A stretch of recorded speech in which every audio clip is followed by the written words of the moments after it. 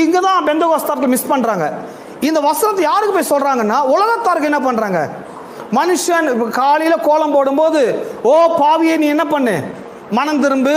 மனுஷன் உலகம் முழுவதையும் ஆதாயப்படுத்தி கொண்டாலும் தன் ஆத்துமாவை நஷ்டப்படுத்தினால் அவனுக்கு லாபம் என்ன அப்படின்றத இவங்க என்ன நினைக்கிறாங்கன்னா, இது உலகத்தானுக்கு, தேவனை அறியாதவனுக்கு நினைக்கிறாங்க. இங்க அப்படி சொல்லப்படவில்லைங்க. தேவனை ஏற்றுக்கொண்டவன் விசுவாசி தன் ஆவியை குறித்து, தன் ஆத்துமாவை குறித்து, தன்னை குறித்து அவன் அறிந்து கொள்ளவில்லை என்றால் அதுதான் அவனுக்கு மிகப்பெரிய லாஸ். தான் யார், தன்னுடைய படைப்பு எப்படிப்பட்டது, தான் எப்படி படைக்கப்பட்டிருக்கிறான், தன்னுடைய வேல்யூ என்ன, தன்னுடைய மகிமை என்ன, தன்னுடைய மகத்துவம் என்ன என்பதை ஒரு விசுவாசி தன்னை குறித்த வேல்யூ தெரியலன்னு சொன்னா அவங்க லாஸ்